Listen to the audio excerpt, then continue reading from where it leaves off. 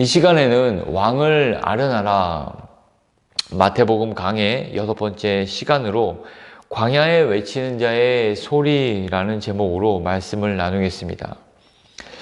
1절 말씀에 그때 세례 요한이 이르러 유대 광야에서 전파하여 말하되, 1절 말씀 처음에는 이때라고 말씀을 시작합니다.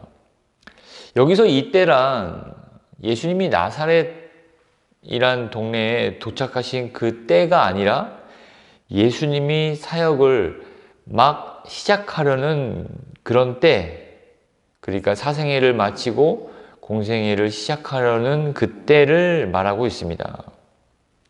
마태복음은 다른 사복음서도 마찬가지지만 예수님의 유년 시절이나 또 사생애 시절에 어떤 에피소드도 다루고 있지는 않습니다. 물론 누가복음에 예수님의 어린 시절 예루살렘으로 갔다가 대제사장들과 서기관들과 대화하는 장면, 이거 외에는 다른 어떠한 예수님의 그 인간적인 모습을 이렇게 다루고 있지 않습니다. 마치 마태복음 2장과 3장의 그 공백은 약 30년의 공백이 있다라는 것이죠. 예수님이 왕으로 나셨으며 세상의 왕의 위협으로부터 어떻게 위기를 피하셨는지에 대한 기사가 나오고 나서 이제 그 유년기가 생략된 채 그 왕의 행차로 바로 다룹니다. 그리고 이 왕이 등장하기 전에 세례 요한이라는 인물을 통해서 마치 그 왕의 이렇게 사극에서 보면 사또나 이렇게 왕이 이렇게 나갈 때면은 그 길을 여는 사람들 있지 않습니까? 뭐라고 하는지는 모르겠지만 그 길을 여는 사람 중에 한 사람, 그 한 사람이 바로 세례 요한이다라고 하는 것이죠. 세례 요한은 바로 하나님의 지혜였습니다.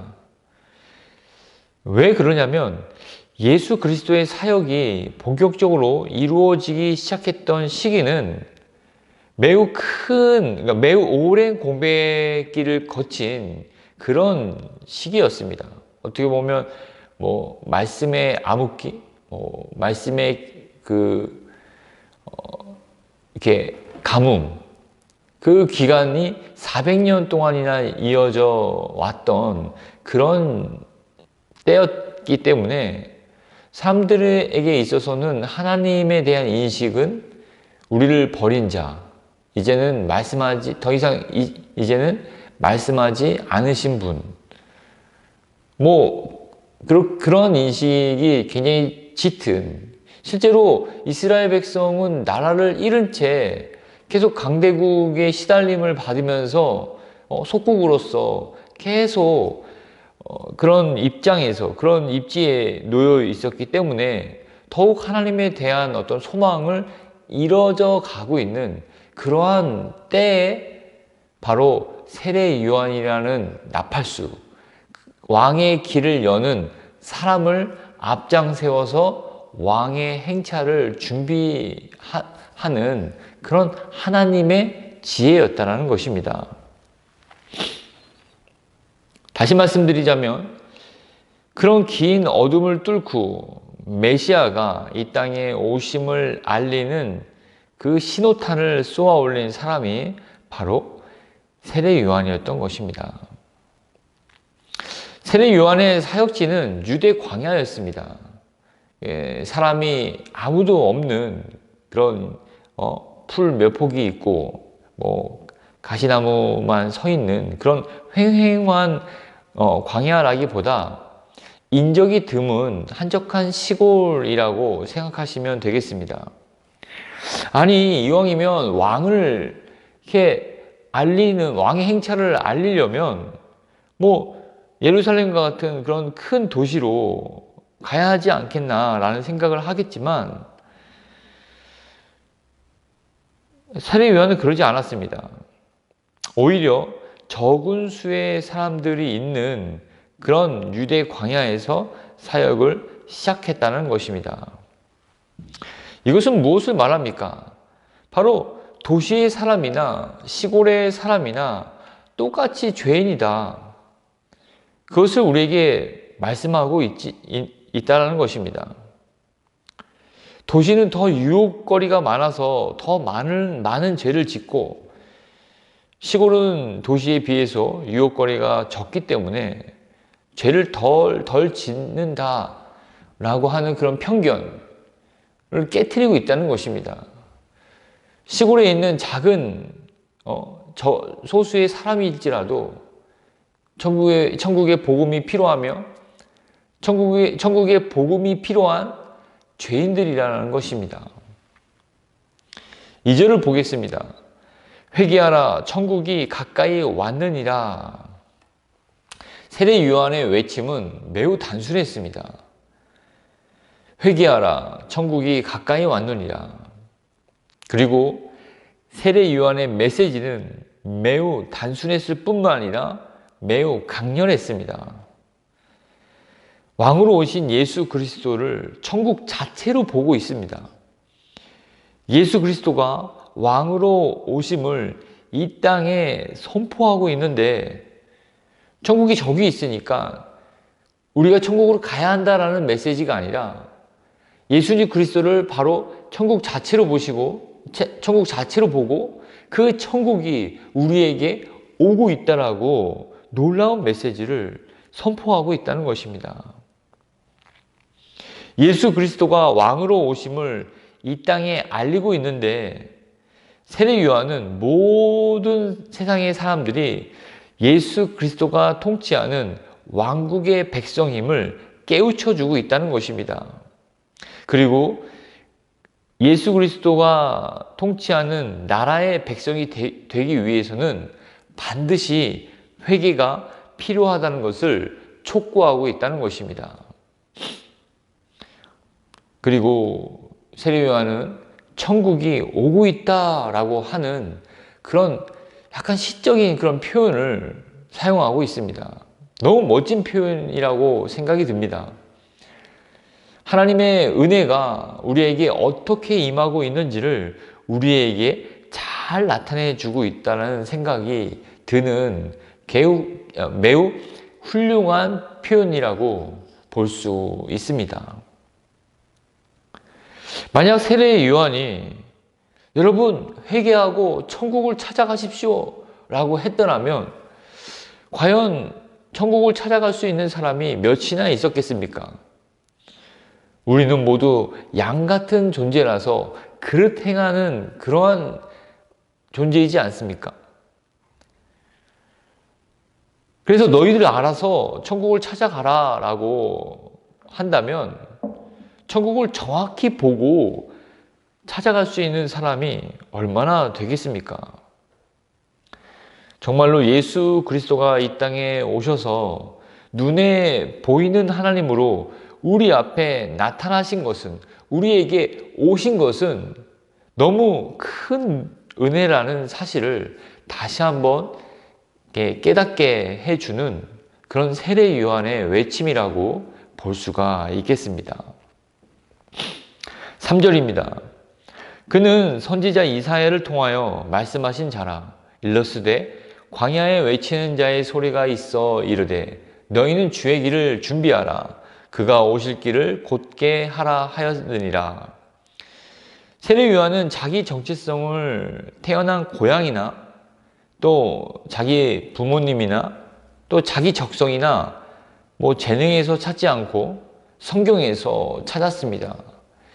이사야서에 나와 있는 이 말씀을 가지고 자신이 취했던 것입니다. 세례 요한의 아버지는 사가랴입니다. 사가랴는 누가복음에 나와 있듯이 제사장이었죠. 그러므로 세례 요한도 제사장 가문에 태어났으므로 또 제사장 직분을 이어받고 제사장 직을 수행할 수 있었습니다. 그러나 성경 어디에도 세례 요한이 제사장의 직분을 감당했다는 말이 없습니다. 이 부분은 매우 중요한 부분이 아닐 수 없습니다. 그래서 우리가 직업을 찾을 때 성경에 맞는 직업을 찾아야 된다. 이런 얘기가 아닙니다. 하나님이 내게 주신 사명, 그 사명이 어떠한 것보다 먼저야 된다는 것입니다. 내 적성이나 내 성격이나 내게 있는 어떤 전공이라든지 재능을 찾아서 직업을 얼마든지 선택하십시오. 그러나 이 직업이, 그러나 이것이 하나님이 내게 주신 사명보다 앞서지 못한다는 것입니다. 오히려 그런 직업은 하나님이 내게 주신 사명을 이루기 위한 그런 수단일 뿐이라는 것입니다. 마치 이사야 6장 8절에서 이사야가 주님께 고백했던 말대로입니다. 이사야가 뭐라고 고백했습니까? 내가 여기 있나이다. 나를 보내소서. 첫 번째, 세례 요한은 광야에 외치는 자의 소리라고 자신을 인식했습니다. 이거는 광야에 외치는 자가 아니라 외치는 자의 소리, 그러니까 보이스라는 것이죠. 그러니까 메신저가 전달하는 소리에 불과하다는 것을 세례 요한은 깨닫고 그것을 자기의 정체성으로 삼았다는 것입니다. 지금은 이렇게 소리를 녹음할 수 있지 않습니까? 그러나 이 당시에는 어떻게 이 음성을 담을 수 있는 그런 기술이 없었던 때입니다. 그러니까 한번 울리고 사라지는 것이죠. 그래서 세례 요한은 자기는 잠시 있다가 사라지는 존재, 그리고 사라져서 그 소리의 발원지를 더욱 돋보이게 하는 그런 사명을 받은 자임을 말씀에서 인식했다는 것입니다. 그래서 세례 요한은 자신을 그런 역할을 하는 자로서 알고 또 그렇게 한평생을, 물론 짧았지만 그렇게 살아갔습니다. 그리고 그는 그의 입으로 그는 또 그렇게 고백을 했습니다. 두 번째, 세례 요한은 또한 주의 길을 준비하라, 그가 오실 길을 곧게 하라라고 하는 그런 무엇을 해야 될지를 알았던 자입니다. 세례 요한은 예수님을 일찍이 알고 있었죠. 같은 집안 사람이기도 하고 또 비슷하게 태어나지 않았습니까? 오히려 6개월 먼저 세례 요한이 예수님보다 더 일찍 태어났습니다. 그러나 그는 예수님을 왕으로 인정하고 그의 행차의 길을 여는 자로서의 역할을 감당하기로 했던 것입니다. 그러나 왕의 나팔수로 그의 행차를 준비하는 자로서 그의 모습은 너무나 초라했습니다. 4절 말씀입니다. 이 요한은 낙타 털 옷을 입고 허리에 가죽띠를 띠고 음식은 메뚜기와 석청이었더라. 물론 이런 옷차림으로 이렇게 면도를 깔끔하게 하고 머리를 단정하게 빗었다는 것을 우리는 상상할 수가 없죠. 이렇게 낙타 털옷, 그리고 허리에는 가죽띠를 띠고 음식은 이렇게 메뚜기와 석청을 먹는 그런 모습은, 그런 이렇게 조선시대의 어떤 산적, 그런 이렇게 조선 상남자 그런 모습을 이렇게 연상시키지 않습니까? 세례 요한은 서기관들과 같은 그런 지식인들이 입는 옷을 입지 않았습니다. 또한 귀족이나 왕족이 입는 그런 부드러운 비단 옷도 입지 않았습니다. 그 당시에 농부나 목동들이 입는 그런 옷을 입었습니다. 가죽옷은 이렇게 면이나 천으로 된 그런 재질보다 내구성이 좋기 때문에 한번 이렇게 뭐 수선이나 뭐 옷에 대해서 잔신경을 쓰지 않아도 되었습니다. 또한 메뚜기와 석청은 그 유대 지역에서 쉽게 구할 수 있는 것들이었습니다. 메뚜기는 뭐 단백질이 풍부해서 지금도 그런 육류를 대체할 그런 대체 식품으로 지금 각광받고 있지 않습니까? 예전에도 시골에 한 지혜로운 어머니는 메뚜기를 잡아다가 그를 볶아서 볶은 채로 주면 약간 이렇게 미관상 좋지 않기 때문에 지혜로운 어머니는 그것을 이렇게 갈아서 이렇게 한 숟갈씩 입에 넣어줘서 자식들을 키웠다고 이렇게 하는 얘기도 듣습니다. 그리고 석청은 쉽게 구할 수 있는 그런 꿀이었죠. 그리고 칼로리가 높을 뿐 아니라 또 치료제 역할도 했던 그런 식품입니다. 우리가 생각해 볼 것은 이것이 주로 먹던 음식이었지 이것만 먹었다라고 하는 것은 아닙니다. 그러나 메뚜기와 석청을 주로 섭취했는데 세례 요한이 이것을 매일 몇 끼마다 배부르게 먹었을까요? 이렇게 배부르게 먹으려면 하루 종일 메뚜기를 잡아다니고 석청을 구에다가 쟁여놔야 되지 않았겠습니까? 그러나 그러지 않았습니다. 적당한 선에서 먹고 자신은 그 하나님이 주신 그 사명을 감당하기 위해서 최소한의 어떤 그 에너지를 먹는데 쏟기 위한 그런 세례 요한의 지혜라고 또 볼 수가 있겠습니다. 먹는데 마음을 뺏기지 않고 있는데 시간을 허비하지 않으며 자신의 어떤 그런 사사로운 마음들을 단정하는데 사용했다는 것입니다. 바로 이러한 태도가 사명자의 바른 태도라고 성경은 우리에게 말씀해 주시고 있습니다. 근데 놀라운 것은 이러한 모습을 하는 그런 세례 요한의 메시지를 듣고 사람들이 그를 찾아왔다는 것입니다. 외모는 진짜 조선 상남자, 산적같이 생기고, 거칠고, 화려해 보이지 않았을지라도 성경은 이렇게 세례 요한의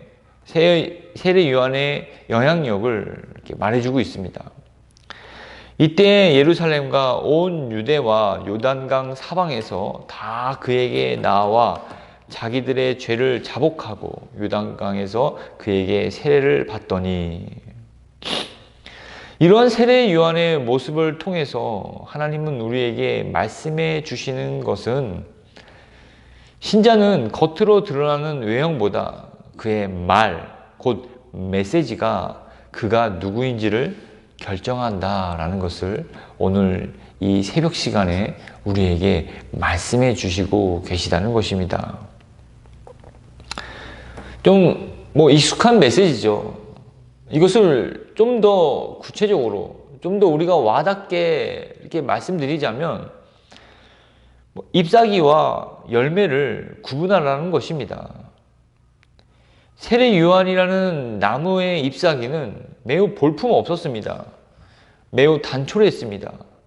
화려하지도 않았고 무성해 보이지도 않았지만 딱 있어야 할 정도, 열매를 맺기 위해서 최소한의 그런 잎사귀만 가지고 있었다는 것입니다. 그러나 그 잎사귀의 반면 그의 열매는 너무 풍성했습니다. 그리고 매우 맛도 좋고 영양가가 있는 그런 귀한 열매였습니다. 사람들은 그 열매를 좋아했고 그 열매를 맛본 사람들은 다른 사람들에게 이 열매를 한번 맛보라고 전했고 그 유대의 온 사람들이 그에게 찾아와 그가 맺는 열매를 먹기 위해서 사방에서 몰려들었다는 것입니다. 그 세례 요한이라는 나무는 유대 광야 외딴 시골에 있었음에도 불구하고 그의 열매로 인해서 많은 사람들이 그에게 찾아왔고 그에게 무릎을 꿇고 세례를 받았다는 것입니다. 우리는 어떻습니까? 여러분들은 어떻습니까? 예수님이 저주하신 그런 잎만 무성하고 열매가 없는 그런 무화과 나무와 같지는 않습니까? 아니면 예쁜 꽃을 피워서 아름답게만 보이려고 하는 그러한 나무이진 않습니까? 잎사귀와 그런 꽃에만 열중한 나머지 열매 맺는 일은 뒷전인 그런 어리석은 나무, 그런 나무이진 않습니까? 오늘 이 새벽에 우리 주님은 마태복음 7장 19절에서 이렇게 말씀하고 계십니다. 아름다운 열매 맺지 아니하는 나무마다 찍혀 불에 던져지느니라. 오늘 말씀을 기억하면서 아름다운 잎사귀가 아니라 화려한 꽃이 아니라 정말 하나님이 기뻐하시는 아름다운 열매를 맺으시면서 하나님께 영광과 감사를 드리는 하루를 보내시기를 주의 이름으로 축원드립니다.